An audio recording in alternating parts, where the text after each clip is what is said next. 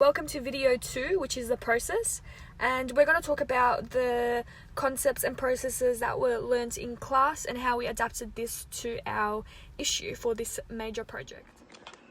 Week 1. Week 1 was about what's great client service. The best student knows and understands their clients. Communication is very important. Knows the client's industry, for example, their competitors, someone who exceeds expectations, and someone who also doesn't lie.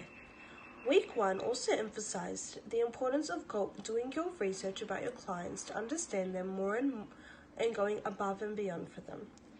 These were very important to us in order to decide who the most fitting client was for our service and our product. We did a lot of market research and then came up with Woolies.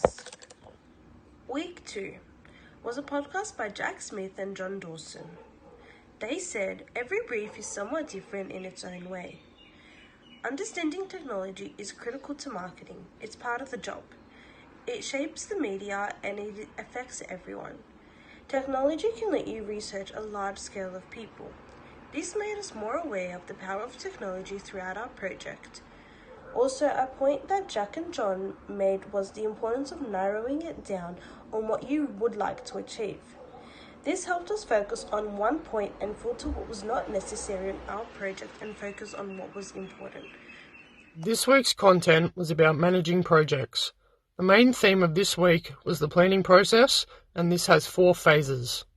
Number 1 involves planning, and this helped us to define our problem. Phase 2 is build up, and in this phase we held a kick-off meeting where we got to know each other. Implementation is phase 3. At this point in time for us, this meant holding meetings, and in the final stage is closeout. We were unable to perform this stage as it is to be conducted after project completion, and in this week the project was only in the build-up phase. We also learned about SMART objectives. These are specific, measurable, action-oriented, realistic, time-limited, and these helped in our project summary. This week was also about managing projects. We learnt about time, cost, and quality constraints, as well as risk management. We took time at the start of our meeting for the week to identify any potential risks, and the unanimous risk that was identified by all team members was availability.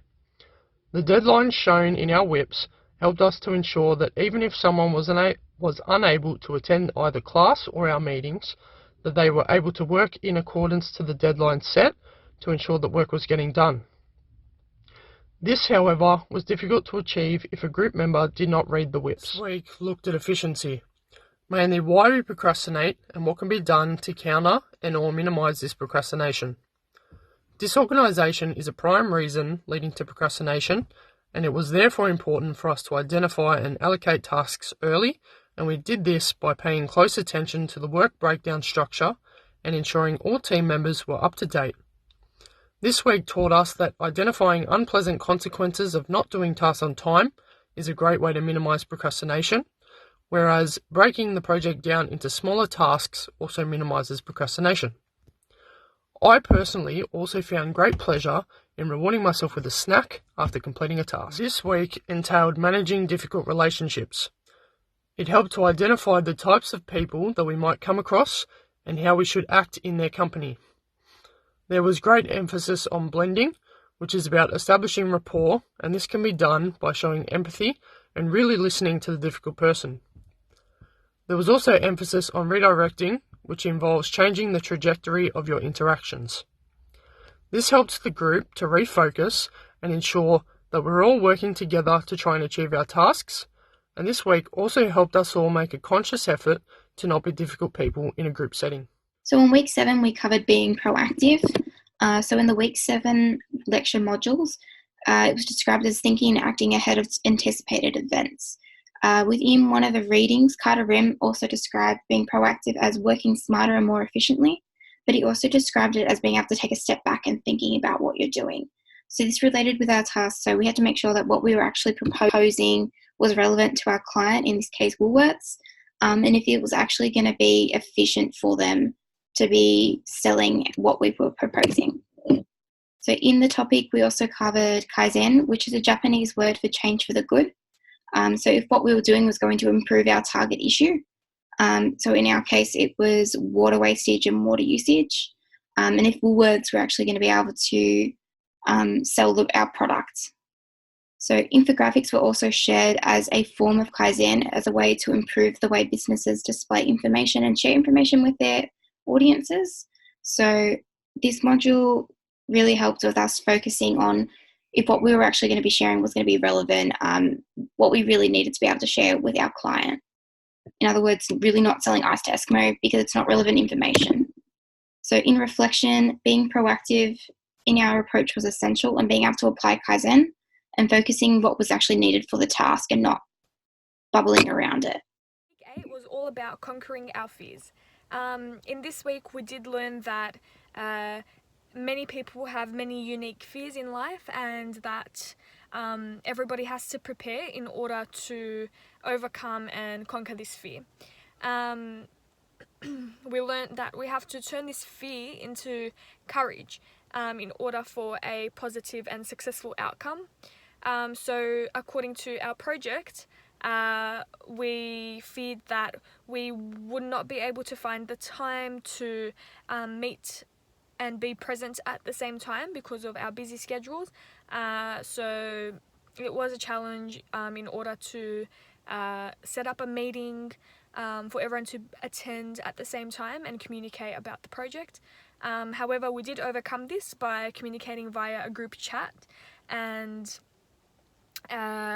creating a Google Doc where everybody could contribute to the assignment, and whenever anyone logged on, we could see the progress of our work. It involved a documentary called The Pitch, where two agencies competed against each other in order to present the best pitch towards a client.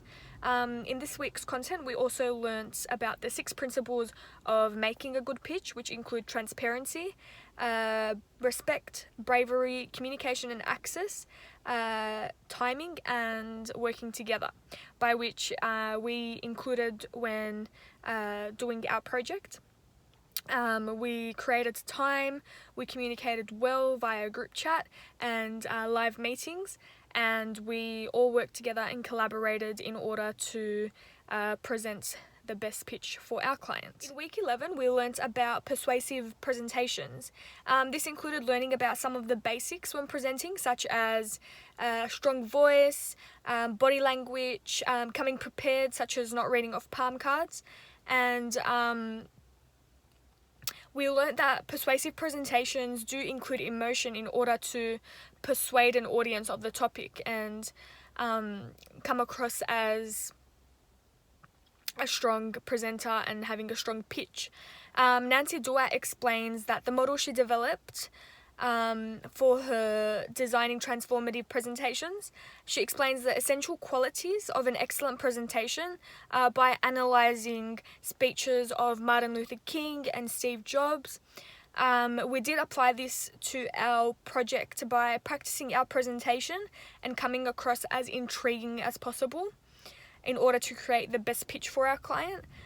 Being prepared and passionate about what you are pitching is the key for our success during this project. To wrap up, we did face many difficulties and challenges when doing this project, but each week's content did enhance our knowledge and help us communicate better and work better as a team in order to present the best pitch possible.